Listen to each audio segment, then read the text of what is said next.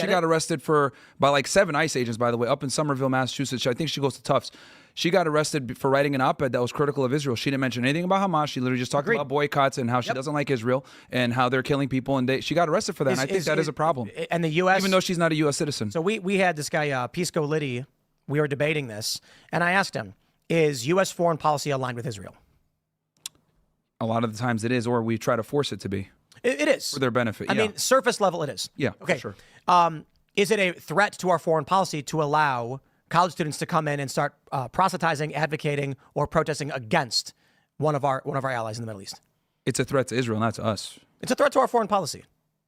Which is dictated by Israel. Which, I mean, if you want to make that the point is simply this. We can get into the deep nuances, but that's not what matters. What matters is it's legal under the law. I understand what you're saying. It's selective enforcement, and I'm not a fan of that. Yeah. Like, just because some chick wrote an article, they're saying, get out. Oh, come on. There's a lot of articles written by a lot of people who are against our... Like, how many people have been deported because they're critical of the war in Ukraine? They came over here on a visa and then said, we shouldn't be funding or being involved. They're not getting deported. So they're not. Look what happened to Gonzalo Lira in Ukraine criticizing the Ukrainian government. He got killed. Yeah. The point I'm making is, if somebody came into my house... Sure. And they knocked on my door and said, hey, I see that you guys are having a pizza party. Can I come in? I'd say, you know what? You pitch in for the pizza. You can have some pizza and hang out with us, but you're not one of our roommates, so just be nice.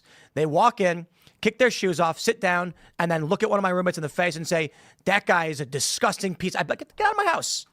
You're a guest here. You have no right to come in here and say these things. No, see, but here's the thing. They kind of do, though, right? And there's case law out there that allows people that are foreign nationals to have, politically protected speech. And again, she was here legally. She came here. She's a student visa. Again, I don't agree with a lot of these liberals. We can revoke their visa for whatever reason. The INA literally... though? But the U.S. the Secretary of State has unilateral authority under the INA to revoke any visa at any time at their own discretion. Since how long has that been going on? 17-something, I guess. Yeah, he's using he's using the statute under 237 to deport them because it makes it harder for him as Secretary of State to run foreign policy. That's like the statute they're using.